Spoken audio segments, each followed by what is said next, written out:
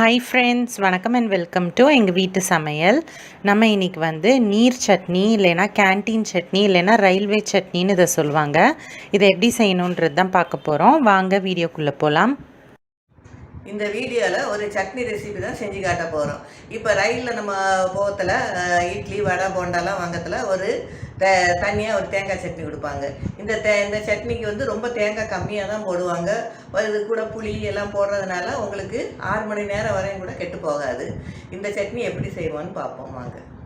இந்த சட்னிக்கு 10 பச்சை மிளகா, ஒரு கைப்பிடி அளவு கொத்தமல்லி தழை, கொஞ்சோண்டு புளி, 3 பல் பூண்டு, தேவையான அளவு உப்பு, கொஞ்சோண்டு இஞ்சி, 1 கப் பொட்டுக்கடலை, 2 டேபிள் ஸ்பூன் தேங்காய் போல் எடுத்துக்கணும்.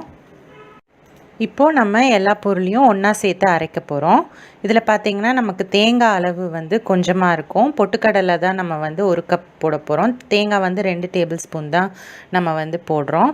ஸோ இதில் வந்து உங்களுக்கு புளி பூண்டு இதெல்லாமே போட்டிருக்கனால உங்களுக்கு சட்னி நல்ல வாசமாகவும் இருக்கும். உங்களுக்கு புளியும் வந்து பொட்டுக்கடலையும் சேர்த்து போடுறனால உங்களுக்கு இது கெட்டு போகாமலும் இருக்கும். கொத்தமல்லி தழைலாம் சேர்க்குறனால நல்ல வாசமாகவும் இருக்கும்.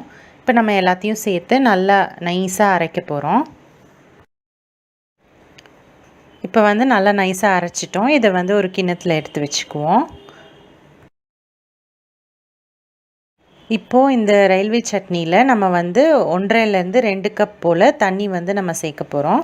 நம்ம ட்ரெயின்லலாம் பார்த்தோன்னா இந்த சட்னி வந்து நல்லா தண்ணியாக இருக்கும். அதே சமயம் உங்களுக்கு உப்பு புளிப்பு காரம் எல்லாமே தூக்கலாக இருக்கும், வாசமாகவும் இருக்கும். ஸோ அதே ஸ்டைலில் பண்ணுறதுக்கு தான் நம்ம இப்படி மிக்ஸ் பண்ணுறோம்.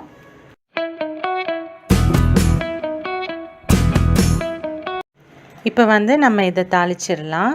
தாளிப்பு கரண்டியில் ஃபஸ்ட்டு எண்ணெய் சேர்த்துக்கோங்க. எண்ணெய் சூடானோன்னா கடுகு உளுத்தம் பருப்பு போட்டு தாளிச்சிக்கோங்க. கருவேப்பிலை காஞ்ச மிளகாவும் சேர்த்துக்கோங்க.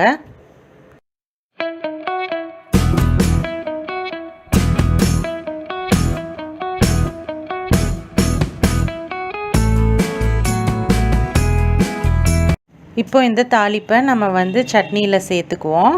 நம்மளோட சுவையான சூப்பரான நீர் சட்னின்னு சொல்லலாம், இல்லைன்னா கேன்டீன் சட்னின்னு சொல்லலாம், இல்லைன்னா ரயில்வே சட்னின்னு சொல்லலாம். இது வந்து சூப்பராக தயாராகிடுச்சு.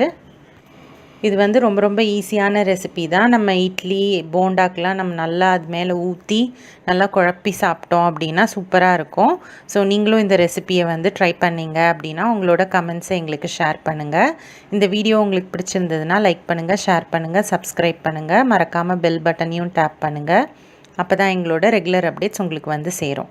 தேங்க்யூ.